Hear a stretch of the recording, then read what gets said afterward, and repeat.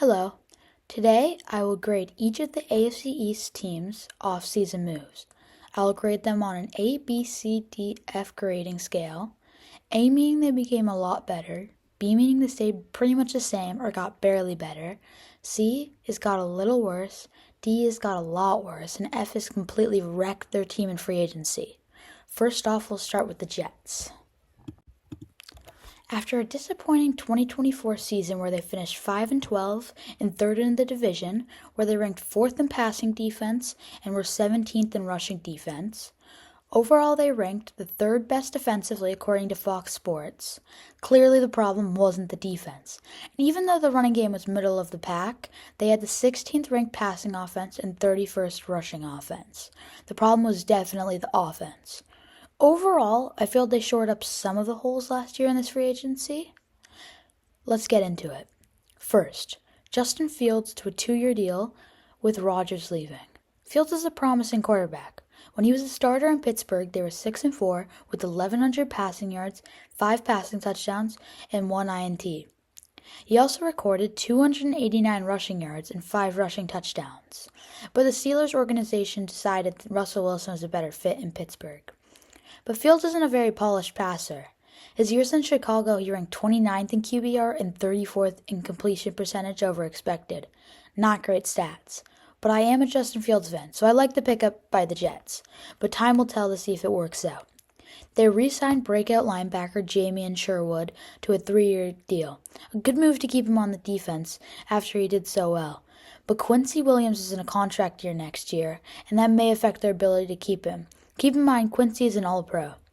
They also released Davante Adams. I don't fully understand why. I guess to clear up contracts, but he recorded 1,000 yards receiving. It didn't play all that bad. I get not wanting to pay him, but they need another receiver. They tried to fill this hole with Tyler Johnson and Josh Reynolds, but both are below-average receivers and will not do much for this team. They signed a tight end in the form of Stone Smart to try and replace Tyler Conklin. They don't use their tight end much in the New York offense, so this isn't a big deal. They signed and re-signed a lot of players on the defensive side of the ball.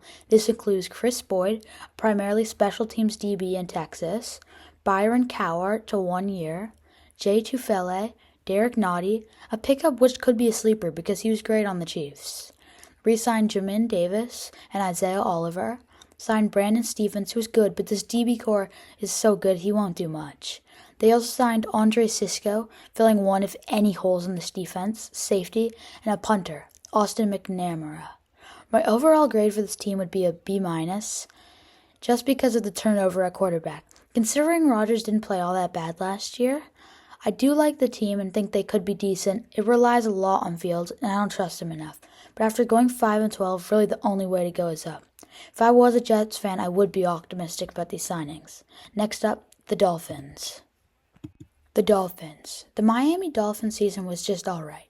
They finished the year 8-9, narrowly missing the playoffs after a season where they had a winning record and made the playoffs.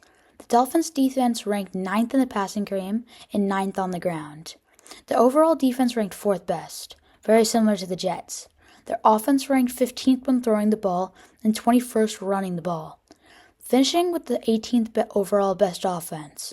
A very big difference from finishing first in the offense the year before. Tyreek Hill, their main offensive weapon, heavily regressed from his season before. He led the league in receiving yards and was a first-team All-Pro. He didn't even go over 1,000 yards this season. This may be a problem next year, unless Jalen Waddle can step up. They signed 2 low-profile receivers. The signings they made include re-signing Matt Dickerson, signing Zach Wilson to a 1-year deal. Although I think Zach Wilson is the worst QB in football, I like the signing because it puts pressure on Tua to play some good football, or someone will take his job. They also signed guard James Daniel, Larry Borom, Afida Melifonu, Nick Westbrook, Ashton Davis, Tyrell Dodson, which I pick up I like to address their problem at linebacker. Re-signed Quinton Bell, signed DB Elijah Bell, O-tackle Jackson Carman, D. Eskridge, Willie Gay Jr., Alexander Madison, Ryan Stonehouse, and Pharoah Williams. Although they did not make moves, none are going to be too impactful considering they weren't amazing last year and weren't bad enough to get a good draft pick. Also, Tyreek Hill requested a trade not once, but twice. Losing him may turn them into an awful team. My grade for them is a C+. They didn't do anything impactful and really stayed the same. Next, the New England Patriots. The Patriots. I've got to say, I really like what GM Elliott Wolf did in free agency. They went 4-13 last year, a very disappointing season. The best thing they could do would just be to change things up. It's hard to get worse than 4-13. A bright spot on this team is Drake May, whom they need to give weapons. The passing defense ranked 10th and 23rd defending the run, finishing 22nd overall in defense. A disappointing defense, definitely something they need to fix. Offensively, they had the worst passing game in the whole NFL, the 13th best rushing game, and overall the 31st best offense. A lot of things are wrong in New England, and even though the running game did well, this was mainly because of Drake May having the third most yards per carry by a quarterback in a season. Ramondre Stevenson had a good year last year, but wasn't great this year. They also obtained the 4th pick in the NFL draft, so any positions they haven't obtained now, they hopefully get in the draft. As I am writing this, they traded their QB Joe Milton to the Cowboys. They gave a 7th in him for a 5th. I like this move considering Joe Milton was not going to play in New England, and I thought he was a wasted talent. They also traded Devon Godshaw to the Saints for a 6th. A good move trying to get as much draft capital as possible. The main reason I really like their moves is because of a 4-year deal with Milton Williams. He was very good in Philly. He wasn't the starting D-tackle and had 5 sacks and 2 in the Super Bowl.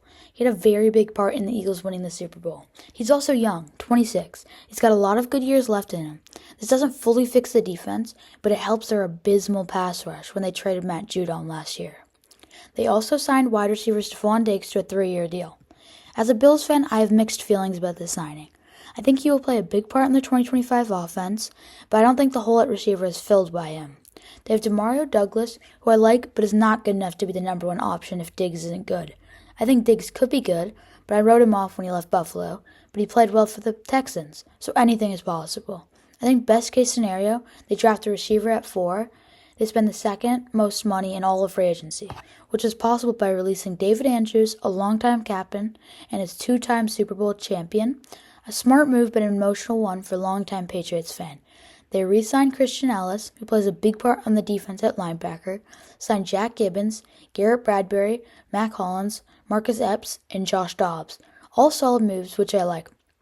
I have a feeling this team is going to pull a Washington Commanders.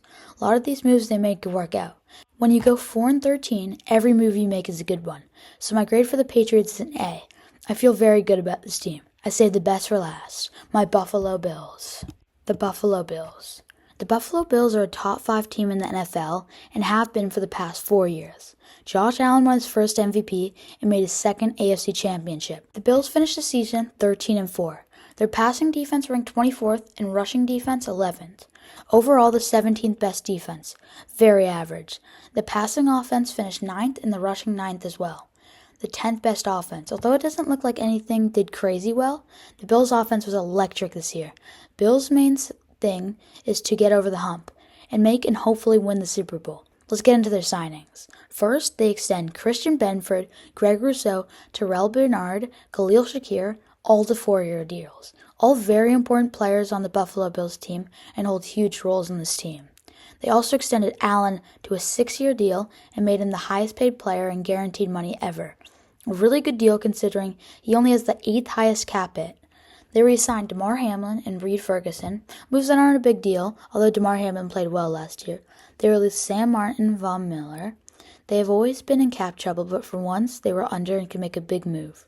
Stealing Joey Bosa from the 49ers. He's a big addition to the Bills roster. One of the main things the Bills needed to improve on is pressure on the QB. Joey Bosa solves this problem. He and Rousseau will be a nasty duo coming off the edge. The Bills also made a move I love. You may remember back in 2022, the Bills had the 23rd pick in that draft. Who did we draft? Kaiir Elam, an awful DB who was a big part in losing the AFC Championship when Christian Benford came out. On the first 2 plays, he caught cold for holding. He had the worst PFF grade out of anyone in that game. The Bills shipped him off to Dallas. The fact we got anything for him is great. We signed Josh Palmer and Laviska Shenault after Mac Hollins' departure. Both decent receivers who will replace Mac Hollins just fine, but the Bills still have a hole at receiver 1. They brought back Dane Jackson after his 1-year stint with the Panthers, which I like because Buffalo needs DBs. My overall grade for the Bills is an A-. They got better and got deals done with all key players. They also added Joey Bosa to add pressure on the QB, but they did not add a high-profile receiver or get a deal done with James Cook, arguably the second best player on that team. So that's the reason it's not an A or A+. That's it. Thank you for listening. If you enjoyed the video, subscribe and let me know what division you want next in the comments.